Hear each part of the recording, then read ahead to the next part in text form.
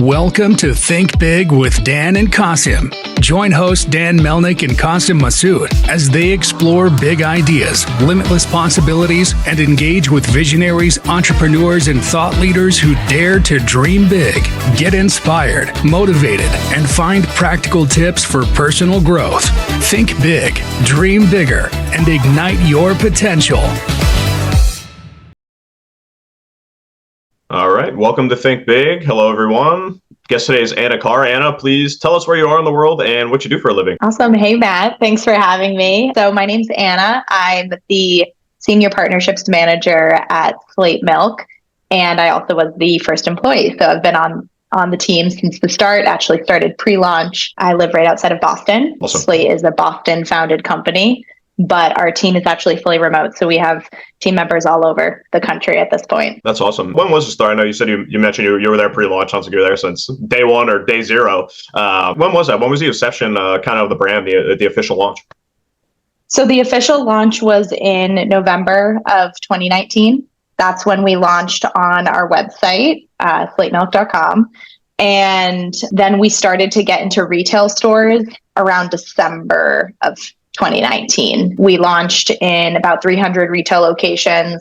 It was Whole Foods in New England, Roach Brothers, which is like a smaller local chain, and Harris Teeter. That's awesome. On the East Coast. Yeah, I reside in upstate New York, so I spent a lot of time in Boston. So it really has become a hub for innovation. I mean, between everything from I feel like there's a big technology sector there, but just as far as new innovative online brands, it seems to be, Boston has really become a hub for that. So that's awesome. Completely. Yeah. So between you and the founders, what prompted the founders, and I know you're kind of like the third unofficial co-founder, what kind of prompted you guys to get into this space? I mean, what did you see that was kind of, missing in this space as far as high protein kind of supplemental drinks go? And what do you think was kind of the catalyst to, that big step to actually, getting it from an idea to starting an actual brand?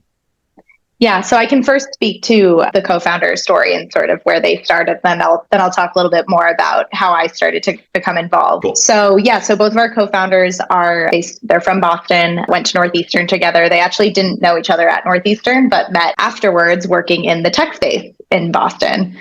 And they basically found out that they were both lactose intolerant and drinking lactose-free chocolate milk on the regular. They grew up as athletes. It was part of their diet, got into fitness after their athletic career ended, and chocolate milk was a go-to for them. So they found out that they were both drinking it, and they were like, you know what, there's not really any options here. Like, this chocolate milk that we're buying that's lactose-free is full of sugar. It has 8 grams of protein, which is okay, but could be better. And the branding just transparently wasn't that great. So they were like, we think there's something here that we can do better and really bring chocolate milk back to the forefront of the fitness space. And so that's kind of where the idea came from. I think they started on that in, I want to say October 2017. And started working on it part-time and really building the idea out. I came into the picture in, I want to say, March of 2019. From where I was coming from, I got my bachelor's degree in nutrition and food science, and then I went on to do my master's in nutrition and policy, and I was super interested in working in the food and beverage space. I thought I wanted to do research and development, and turns out I'm definitely more of a marketing gal, which, when you're in your early mid-20s, you're trying to figure it out. So I was looking in the space, and I got connected with Josh, one of our co-founders, through a friend of a friend. He definitely thought that he was going to pass me along to someone else, and it was kind of more of a networking moment. But when I learned about the concept of Slate, I was like, this is meant for me. I was also an athlete. I played lacrosse in college. Chocolate milk was something that they would give us after all of our lift practices, and half the team couldn't drink it because it was not lactose free or had too much sugar and made them feel sick. I didn't have that problem, but I thought that it could be improved. Most chocolate milk is really high in sugar, and it has some protein, but not a ton. And a lot of people can't drink it because of lactose. So I was like, this is something I personally believe in and am excited about. And so I basically, kept in touch with him and was like, hey, I know you guys can't hire yet. At that point, they had only done a Kickstarter campaign. I think they raised like $50,000 on their Kickstarter, which was great. So they knew the concept was there, but they weren't ready to hire just yet. So we basically kept in touch. And within about 6 months, I was starting with them full time. That's awesome. So I know you said at the start of the brand, it was kind of started like the online store. We're selling mostly online and then got into retail. So how would you say is your kind of breakdown between what you still do in online business, direct to consumer versus, I guess, just revenue wise between, how much you're doing through retail deals and how much you're doing between the direct to consumer sales from the website? Yeah. So when we launched, we were expecting to be about 65% retail and 35% e-commerce. So that was our plan going into it. That was obviously at the end of 2019. So within a few months, little did we know that plan was going to shift quite a bit. So like I said, plan was 35% e-commerce, 65% retail. When the pandemic hit, we started to shift our focus a lot more on e-commerce. Thankfully, Slate is shelf stable. So like shipping it, we don't require refrigeration or anything like that. So we ship 12 packs, 24 packs, and 48 packs on our website. And so we were like, all right, great. Like we can pivot here. And so we started to focus more on e-commerce during that time while still, of course, supporting our, retail partners and still trying to grow there. We were able to kind of adjust for that time being. And so slowly over time, that has righted itself. And we had sort of flipped to becoming like 65% e-com, 35% retail. And now we're kind of back where we are majority retail. Like I said, we started in about 300 grocery stores, and now we're in over 13,000 grocery stores, and we're nationwide. So retail, grocery stores, C-stores, like that's definitely the bulk of our business. We also sell in a lot of gyms, but e-commerce is great for us, and we're growing a ton on Amazon. We're continuing to grow our Shopify store as well, and things are going great. That's awesome. How would you say on the e-commerce side, what's kind of your bread and butter between like how you're selling direct? Is it more through the Amazon, or is your Shopify store doing most of the business? Shopify has been the bulk of it. Honestly, just in recent months, we've really started to pick up a lot on Amazon and are starting to grow that channel a lot more. It takes a lot of time and effort to get Amazon really up and going and super efficient. And yeah, our e-commerce manager, Afton, has been absolutely killing it. She has been putting a ton of work into Amazon. We're starting to like really see the benefit there. But our, Shopify is so great. It's awesome to have that direct line to the customer and be able to have them in our own marketing funnel. So that is still a priority for sure. But like, you can't deny it. Everyone loves to shop on Amazon. It's so convenient. It's a great discovery platform. So like, we're definitely putting efforts there, as we know, like that's where the shoppers are for the most part. Yeah, that's awesome. So I guess like, you think about, where you've been the past couple of years, like kind of coming out of the pandemic, obviously have grown substantially in the retail side as well. It sounds like the Amazon side of the business is starting to take off. So what is growth kind of looking like for you guys relative to the past couple of years as we go through 2024 here? Is it kind of a similar revenue growth size, would you say, or you looking for a little bit of acceleration this year? We're going to be accelerating quite a bit this year. Last year was a big one for us, but this year we're really going nationwide in grocery stores. So just to give a few more numbers, so at the beginning of 2023, we were in about 5,000 retail locations. And then by the end of 2023, 13,000 retail locations. That's awesome. And then, wow. Which is so great. And then with that 13,000 was primarily like East Coast. Like we have a very good footprint on the East Coast. We've got, some stores in like LA, like we've got Erewhon, Bristol Farms, and then other ones sort of scattered throughout. But this year is the year that we're going to be really going nationwide and going to be available in most retailers across the country. So we have thousands of new retail locations that we're getting into that are going to be rolling out over the next few months. So currently that's our focus, is really supporting that nationwide growth and really building brand awareness so that when people go into, their local grocery store in a place where we haven't really had a big marketing footprint or haven't been available, that they recognize us, from seeing us on an influencer post or seeing us on on the ring in the UFC or on the octagon for a UFC fight. And then they are more likely to pick it up and want to try it out.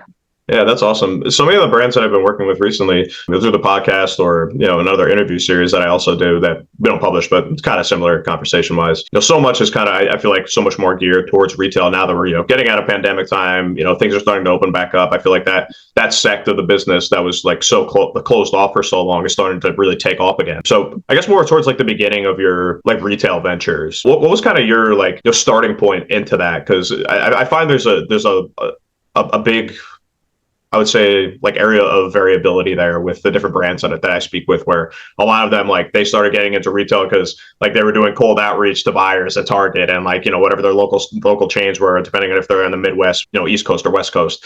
So what kind of like springboarded you guys into the retail space? Did you have did you pick up some popularity and have people reaching out to you initially, or were you doing some outreaching on your own to start the retail side of things? I think it was a little bit of both. So just transparently, so I think our co-founder Josh would probably be able to speak the most on this because he was really doing the bulk of that work early on. Right. Same with Manny too, our other co-founder. But yeah, I think that where we became lucky is we won over some advisors and investors pretty early on that had a lot of experience in the food and beverage space. So we have, some people that worked high up for the company Yasso, the frozen Greek yogurt company. They just sold recently. But yeah, so we had like some really great advisors and connections that believed in the product early on that helped us to, get those introductory calls. Mm-hmm. And then I think where it kind of blew up from there was that I think that the product really spoke for itself. I think that we were kind of filling a hole in the market for a clean, straightforward protein shake that isn't just like marketed towards like, the bodybuilders, like a muscle milk or something like that, but something that's like approachable to really anyone that might just even want like a healthy treat that tastes good, but also can like be approachable to the fitness fanatics. So I think that like being able to have a product like that actually tastes good really helped to get these retailers that are super excited about it. And from there, I think what we did was we sort of built case studies. We started small. We weren't like immediately like, oh, we got to get into Target immediately and like do all these big things. We started small and like really proved proof of concept in those retailers that I spoke about that we launched with. And then from that, we were able to gradually grow and bring that to larger retailers that saw that it was something that the market wanted, that people liked, and that was selling super well and competing with top performers, in our set. That's amazing. Yeah. It's so funny. So many of the folks I talked to, like I had a conversation a few days ago with somebody who had like literally just a prototype that he made in his basement and was calling, like, he found some buyer, like 12-year veteran buyer from like a Target chain that was like nearby him. He said he like called him, somehow found his number, somehow he picked up the phone, somehow he liked the product he was talking about, and asked him to make $8,000 in the next month. He was like, the salesperson I am. Of course, I said, yeah, of course, we can totally do it. Yeah. So he took this like giant retail deal with only a prototype in his head, had no idea. Awesome. He was like, that was the start, and like I just figured everything out, like all entrepreneurs do. Like it was a little more accelerated maybe than most people's experience, but like that, I think that the initial like inception of getting into retail, those stories I think are really interesting because it's so different. It seems like for every brand, like there's not like a direct channel where you can say like, like it would be great if like everybody could have a platform, like you go on Shark Tank, showcase to every buyer in the world, and they would like view it and like at least give you some feedback, or maybe you get it out there that way. But it's not always easy to get into that world and even get into those conversations. So that's awesome. You're able to have advisors to kind of get you into those conversations that obviously helps. So I was gonna say, I think that like even before that, like, our co-founders had to win the vote of the advisors, what I mean? Had to really sell it to them first. And so I think like even taking a step further out, it's having a product that you genuinely want yourself, that you believe in, that's like filling a void in your current life, and then being able to effectively like sell that vision to the people that can help you, and to like realize like, there's other people out there that know more about this world than I do, and just like constantly be a student and be a learner. And I think both of our co-founders do a really good job of that, where like they're always looking to learn from people that have more experience or are quote smarter than them. But I think like that, having that sort of attitude and mindset when you're going into something, I think really helps. And I feel like at the very early stages of Slate, I think that genuine fire and belief in the product is like what helped us to like get those initial connections and get those people that can advise us on like, this is where you should go, who you should talk to. This is, the best way to approach this.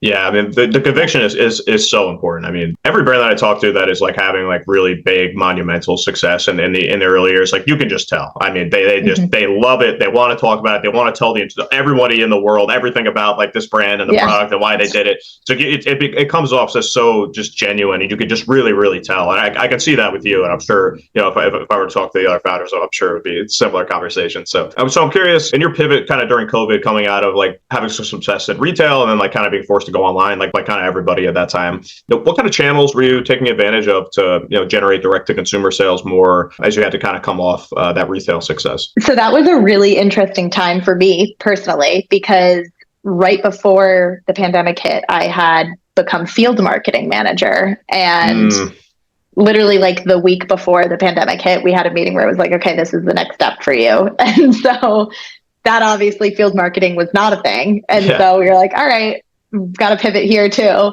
And so really, I would say early on in the pandemic, like 2020 was like when we were like influencer marketing, product seeding, like this is the time. And I think looking back, I think that was the time that really a lot of influencer marketing like truly blew up and started to like become like true occupation and career for people.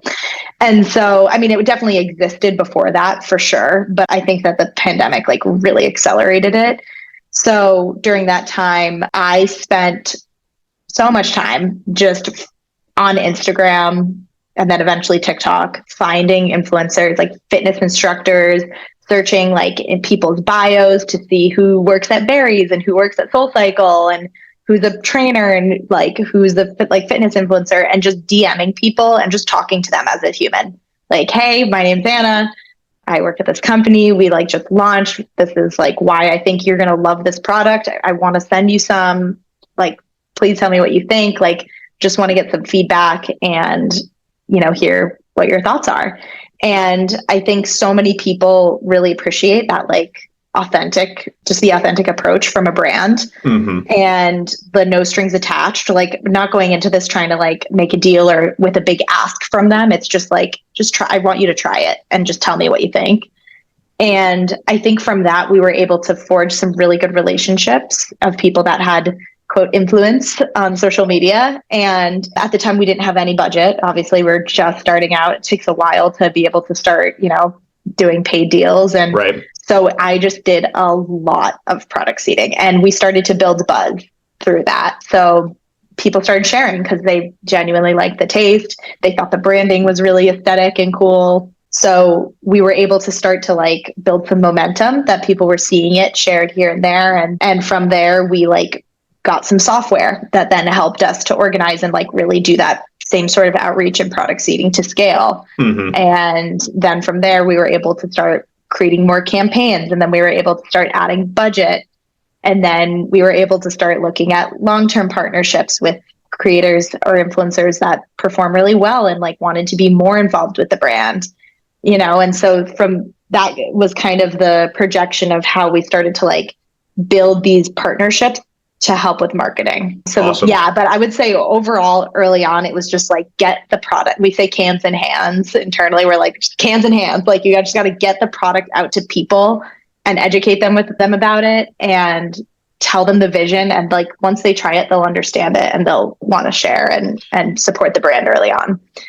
That's awesome. So when did you get involved with the UFC more? I mean, I see you got the testimonial from Dana White, a picture of him holding it. I mean, when did that come about? So we launched our partnership with UFC in June of last year. So June 2023. So we're official partner.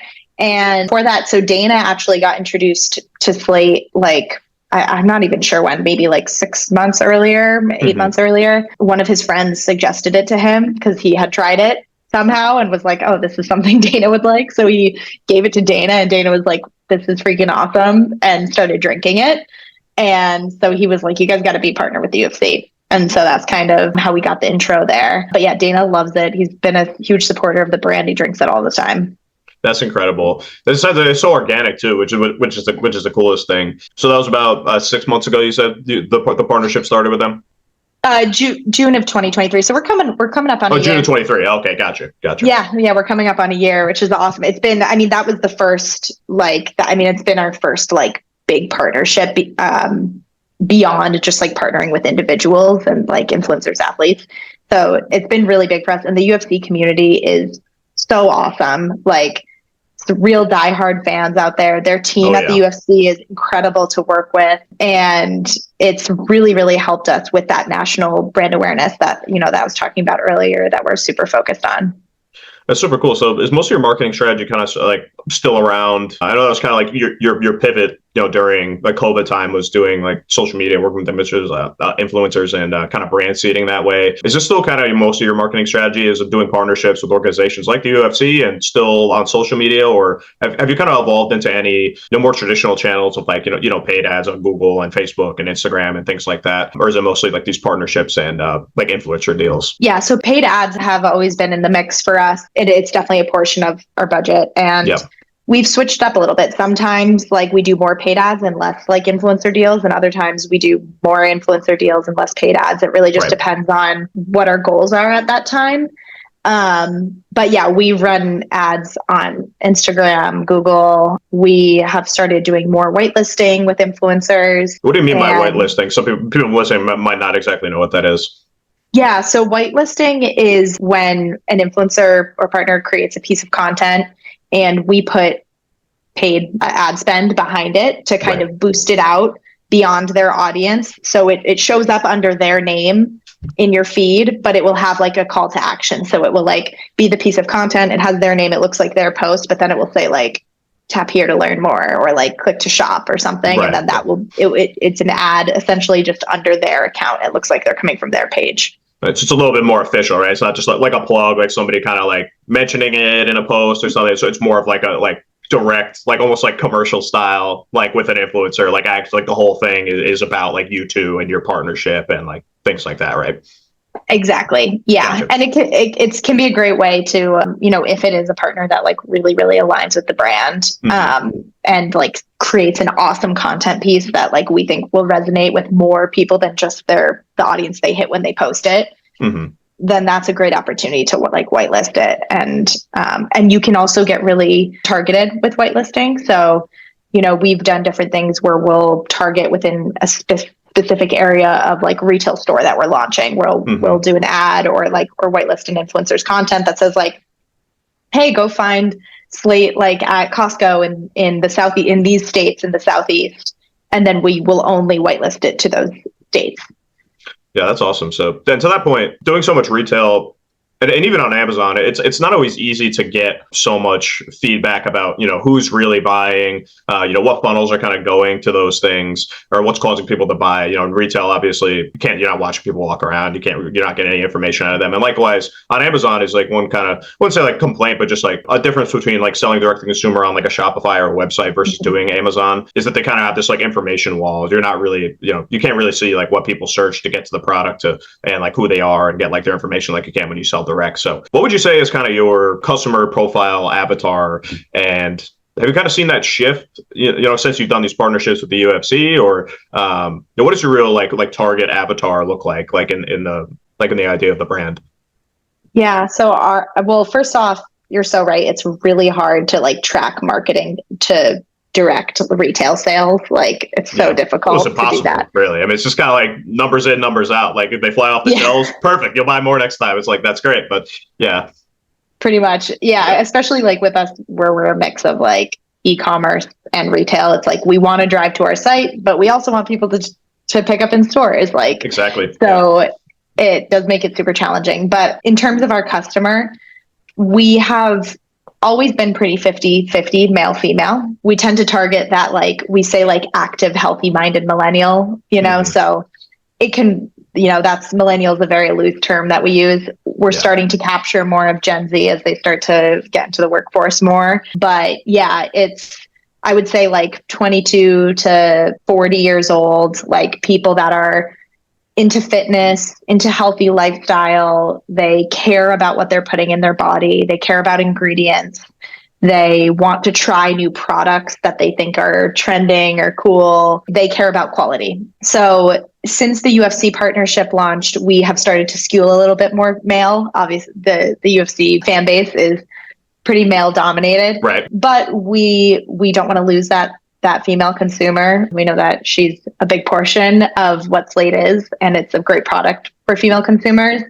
We've figured out other ways that we want to intentionally balance that, whether that's, doing more influencer partnerships with females that focus on that audience, or healthy moms and parents. Like I said, I think Slate's really approachable to such a wide audience, which is great. It makes it super fun for our marketing. The healthy-minded millennial is our core, but there's a lot of other subcategories within that and outside of that we also try to hit. Yeah, that's awesome. And it's really impressive because something with such a wide reach, this clearly is really difficult to do. You're not super niched down, it doesn't seem. And, in this kind of space, it's extremely competitive. So that's really impressive, what you've been able to do with this kind of very grassroots, the way that you have. It's not surprising. It's funny, people don't, I think, mention when they think about an avatar, for their marketing. I don't think people take into account male versus female enough. I love to ask that question because I'm always curious. And you're one of the first people that's actually even mentioned the breakdown between male to female as far as who your consumer base is. I think that can kind of fly under the radar sometimes for people, and I think it's a really interesting thing to keep in mind. So I think any folks listening, we have a lot of entrepreneurs, younger entrepreneurs listening, getting into a space like this. Don't discount that. I think it's one of a million things to keep track of, but I definitely don't let that fly under the radar, I would say. Right, and I think especially in the food and beverage space, men and women think about food differently. They think about products differently. They can get turned off by different products for different reasons. If something comes off as too masculine or too, I don't know, bodybuilder, macho, intense energy, hardcore, that can turn off a lot of female or intimidate, some female customers. Not everyone, obviously. But I think it's important to think about how your audience is viewing the products. And if you are skewing too heavy on one side of or the other, it can be limiting. There are definitely brands that crush it, that pick more of a lane there, I guess, and are we are for women, that's who we're hitting, or we're for men. But I think for Slate, that's never really been our goal with this. Our goal is to be a household name and to have this be something that is approachable to everyone. Yeah, I can tell that. I think you've done pretty well with that, and I can even see just the really high level the branding and the packaging. I can see is it's very neutral. It's very very aesthetic. Yes, it is. It's very simple and clean looking. It's almost it's almost like an Apple product to me. You know what I mean? Yeah. It's very clean, simple, but once you try, what it is, and it's high quality, and you could trust something like that, I think. Yeah, it's very clean and straightforward. Yeah, no, it really, really is. No, two questions I always love to ask, towards the end of all the pods that I do. So, number one, obviously, the advent of ChatGPT a couple of years back has been life-changing. I've heard somebody explain it as in the past 100 years, we went from it was steam power, then it was the internet and computers, and now it's generative AI. So with the advent of that, have you utilized that in your marketing efforts at all for any reason? But specifically, have you kind of taken a look into any of the chatbot tools that are out there? Because I've been noticing that a lot on e-commerce stores where you go on and it's 3 a.m. You're about to make some crazy impulse purchase, something you just definitely don't need. And it's oh, chat with Susie, and it's a little picture, and it's somebody's working as chat. No, that can't be. But it really comes off it's almost a real person. And I find those tools really useful as a consumer when I'm playing that part in my life. So have you looked into that at all? And is there any other areas where you've utilized not even ChatGPT, but any just AI driven tools that have been a big help for you guys? Call me old school, but I have not done a ton with it. I think that so for our chat feature, we use a software called Gorgeous for our help desk. They are awesome. So for anyone looking for a help desk, Gorgeous rocks. Their team's great. They've been super responsive. We have grown a lot with them, and it's a great software. I actually don't know we have prompts set in that can help people answer their questions through our chat. But I honestly, I haven't looked into it recently to see if there are any new AI features that are coming out with it. I'm sure there are. But I would say where we have seen or played around more with AI is for content. So whether that's manipulating content pieces to look a certain way, or we use another software we use is called Archive, and that's Archive, yeah. They're awesome as well. Great partner, but they have been implementing a lot more AI and for like search functions for like what that software does is it pulls in all of our content. So anytime someone tags us in something on Instagram or TikTok, like that content gets pulled in so that we're able to see all of it, organize it. If we have rights to use it, we can put it in different files or add tags to it. If we want rights to use it, we can reach out. It's a great software, but there's more functions in there to be able to search. Like I want gym photos and it will like pull up all the photos that are like in a gym, or like green grass and like it will pull up all the photos that have green. And they're growing a lot and putting in a lot of new features that we've been working with them on for like different types of expanding into more like, social listening and creator search type capabilities. And so I think we're going to see a lot more AI for that. But yeah, we haven't really jumped in too heavily on AI yet. I don't really use it I don't use ChatGPT for anything.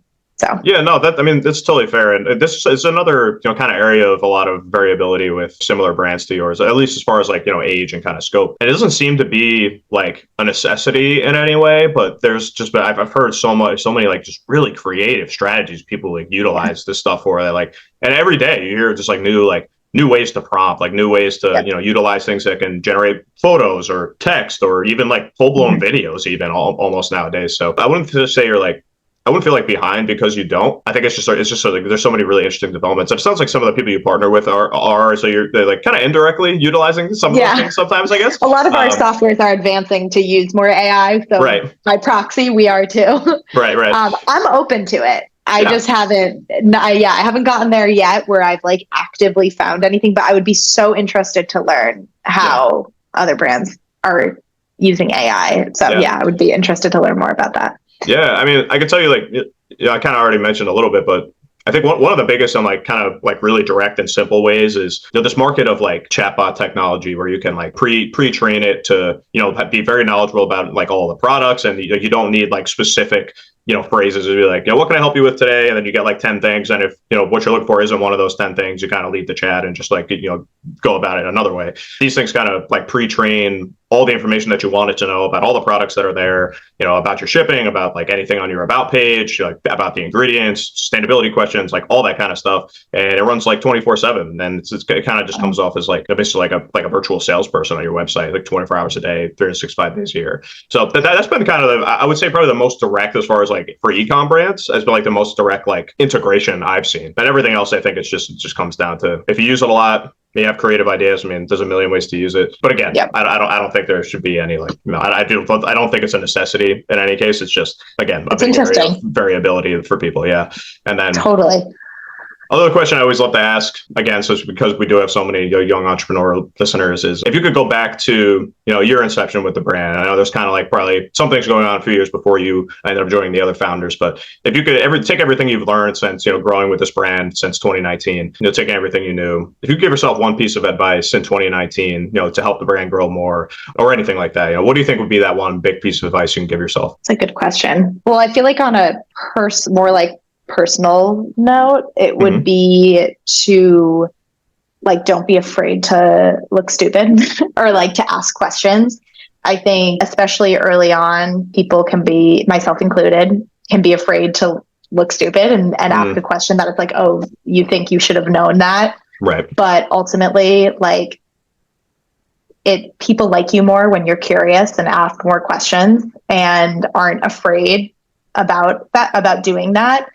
And ultimately, you end up learning so much more and so much quicker, and you save a lot of time just by being inquisitive. I think another thing is just to like be a constant learner, like learn by just like watching how other people that you admire, that you work with, how they interact, how they answer emails, and just start implementing those things. It doesn't have to be a very like, oh, I'm going to set aside this time to learn. Right. I think just as you're working, being aware of like what other people are doing that you like, or that was effective, or that communicated something really well, and then starting to implement that yourself. So that's a huge like thing that I learned when I started with Slate. I did not have marketing experience really, and that's all I do now. And so I think for me, it was a lot of just like watching how other people do it, networking, connecting with other brands, and meeting someone on their team that I connect with, that like I feel like I can meet with and ask questions and get advice from. That is so helpful. And then I think, aside from personal note, but I guess for like the brand, if I could go back and tell myself something like early on, I mean, honestly, like, no regrets. I'm really happy with how things kind of played out. But I think it's just like always pitching, always pitch the brand, always sell your vision to every single person that you talk to, because like that's what helps something grow. If you really believe in it and you're always talking about it, and you feel that yourself, you are the brand, like it can help so much just in your everyday conversations. People pick up on it, and people can see through phoniness. So if you're trying to force something that's not there, you're not going to be successful. So I think just finding what you're passionate about and going for it. I think that's really good advice. We'll kind of pivot the question to, if somebody else wanted to start a brand like this in a similar situation to yours, like what advice would you give them? I think that's perfect advice, and something you clearly did that you were happy with. So I think just as well, I think both of those are good advice for anybody that's looking to start a brand in this space, or even not, just in general as like a first venture, or maybe even a more seasoned entrepreneur that's looking to get into, a space maybe they haven't worked in before. I think that's really good advice. That's awesome. I just want to give you an opportunity as well. Let people know, how they can keep in touch with the company, any socials, anything with you personally, the website. Let people know the best way to keep in touch with the brand and stay up to date with everything. Yeah. So on social, we're at Slate Milk across the board, Instagram and TikTok, Facebook as well. And yeah, if you want to get in contact with me, I'm at _Anna Carr on Instagram. And so feel free to DM me, and can also find me on LinkedIn. My name's Anna Carr. Awesome. Well, Anna, I just want to say thank you again. I've really enjoyed the conversation. I think you're hearing about the story of yourself, and your role with the brand. I think something a lot of people can benefit from. So I really appreciate your time, and we'll be in touch. Look forward to keeping in touch with you. Yeah, this was fun. Thanks for having me. Absolutely. Thank you, Anna. Thanks, everybody. Bye.